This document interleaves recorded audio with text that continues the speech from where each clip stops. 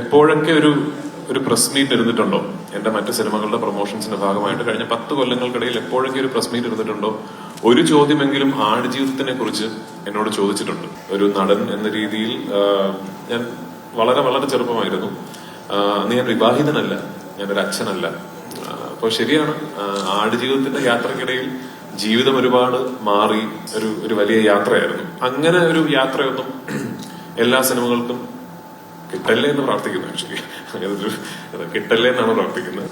ഇപ്പോ അറിയാൻ കുറച്ച് ടയർഡാണെന്ന്, പക്ഷെ എന്നാലും ഫസ്റ്റ് ചോദിക്കുകയാണ്. അതായത് ഈ ആടുജീവിതം എന്നൊരു സിനിമ പൃഥ്വിയുടെ ലൈഫായിട്ട് ഭയങ്കര എഴുതി ചേർന്ന് നടക്കുന്ന ഒന്നാണല്ലോ. കാരണം ഈ ആടുജീവിതത്തിനോടൊപ്പം വളർന്നിട്ടുള്ള പൃഥ്വിയുടെ ഒരു ലൈഫുണ്ട്. അതായത് ഒരു സിനിമാക്കാരനായിട്ട്, ഒരു പ്രൊഡ്യൂസറായിട്ട്, അല്ലെങ്കിൽ സംവിധായകനായിട്ട്, അല്ലെങ്കിൽ മറ്റു ഭാഷകളൊക്കെ വർക്ക് ചെയ്യുന്ന സ്റ്റാറായിട്ടൊക്കെ. ശരിക്കും ആടുജീവിതം മുന്നോട്ടുള്ള സിനിമാ കരിയറിൽ തന്നിട്ടുള്ള ഒരു ക്ലാരിറ്റി എന്താണ്? നമസ്കാരം. ഇവിടെ നിന്ന് എത്തിച്ചേർന്ന എല്ലാ മാധ്യമ സുഹൃത്തുക്കൾക്കും ഒരുപാട് നന്ദി.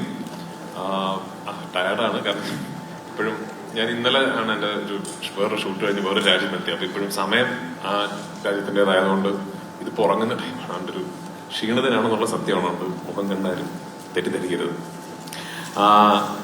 ചോദ്യം ശരിയാണ്, പക്ഷെ എനിക്ക് അതിനു പറയാനുള്ളത്, എനിക്കിതൊരു ഒരു സെറിയൽ എക്സ്പീരിയൻസ് ആണ്. കഴിഞ്ഞൊരു 10 കൊല്ലത്തിനിടയിൽ ഞാൻ പ്രത്യേകിച്ച് കേരളത്തിൽ എപ്പോഴൊക്കെ ഒരു പ്രസ് മീറ്റ് ഇരുന്നിട്ടുണ്ടോ എന്റെ മറ്റ് സിനിമകളുടെ പ്രൊമോഷൻസിന്റെ ഭാഗമായിട്ട് കഴിഞ്ഞ 10 കൊല്ലങ്ങൾക്കിടയിൽ എപ്പോഴൊക്കെ ഒരു പ്രസ് മീറ്റ് ഇരുന്നിട്ടുണ്ടോ ഒരു ചോദ്യമെങ്കിലും ആടുജീവിതത്തിനെ കുറിച്ച് എന്നോട് ചോദിച്ചിട്ടുണ്ട്. ഒരിക്കലെങ്കിലും ആടുജീവിതത്തിനെ കുറിച്ച് എനിക്ക് സംസാരിക്കേണ്ടി വന്നിട്ടുണ്ട്.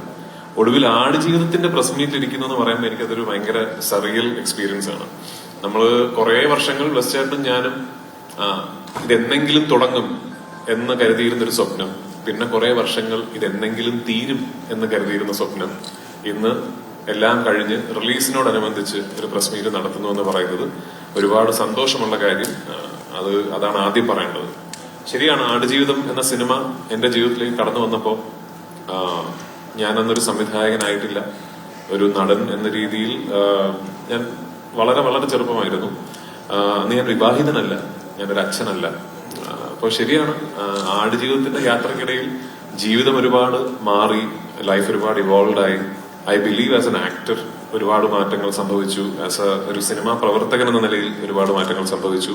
സംവിധായകനായി, നിർമ്മാതാവായി, വിതരണക്കാരനായി. പക്ഷെ എനിക്ക് തോന്നുന്നു ആടുജീവിതം എന്ന സിനിമയുടെ എക്സ്പീരിയൻസ് എന്നെ ഏറ്റവും കൂടുതൽ സ്വാധീനിക്കാൻ പോകുന്നത് ഒരു സിനിമാ നടനോ സംവിധായകനോ നിർമ്മാതാവോ ആയിട്ടല്ല, ഒരു മനുഷ്യൻ എന്ന രീതിയിലാണ്. ആ സ്വാധീനം തീർച്ചയായിട്ടും ഇനി വരും കാലങ്ങളിൽ എന്റെ അഭിനയത്തെയും എന്റെ സിനിമാ നിരീക്ഷണത്തെയും ജീവിത നിരീക്ഷണത്തെയൊക്കെ സ്വാധീനിച്ചേക്കാം എന്ന് ഞാൻ മനസ്സിലാക്കുന്നു. കാരണം ഇതൊരു ലൈഫ് എക്സ്പീരിയൻസ് ആണ് എന്ന് ഞാൻ കരുതുന്നു. ഓഫ് കോഴ്സ് നജീബ് എന്ന മനുഷ്യൻ ജീവിച്ച ജീവിതവുമായിട്ടൊന്നും യാതൊരു കമ്പാരിസണും ഇല്ല. അദ്ദേഹം അനുഭവിച്ച യാതനകളുമായിട്ടൊന്നും യാതൊരു കമ്പാരിസണും ഇല്ല. പക്ഷെ നമ്മുടേതായ ഒരു രീതിയിൽ we had a long phase, ഒരു വലിയ യാത്രയായിരുന്നു. അങ്ങനെ ഒരു യാത്രയൊന്നും എല്ലാ സിനിമകൾക്കും കിട്ടല്ലേ എന്ന് പ്രാർത്ഥിക്കുന്നു. ആക്ച്വലി കിട്ടല്ലേ എന്നാണ് പ്രാർത്ഥിക്കുന്നത്. പക്ഷെ അങ്ങനെ ഒരു എക്സ്പീരിയൻസ് ഞങ്ങൾക്കുണ്ടായി. അത് for ever in my life.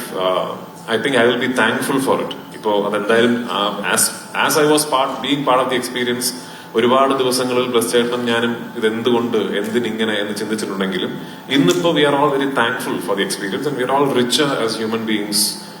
മനുഷ്യരെന്ന നിലയിൽ കുറെ കൂടെ ഇവോൾവ് ആയി. അപ്പൊ തീർച്ചയായിട്ടും ഇനി വരും കാലങ്ങളിൽ എന്നും എന്റെ ഒരു bank of something that I draw from always, അത് ആടുജീവിതം എന്ന സിനിമയുടെ മേക്കിങ്ങും നജീബായി ഞാൻ ജീവിച്ച കുറച്ച് നാളുകളുമായിരിക്കും. ഒരു വലിയ ഇൻഫ്ലുവൻസ് ആയിരിക്കും തീർച്ചയായിട്ടും.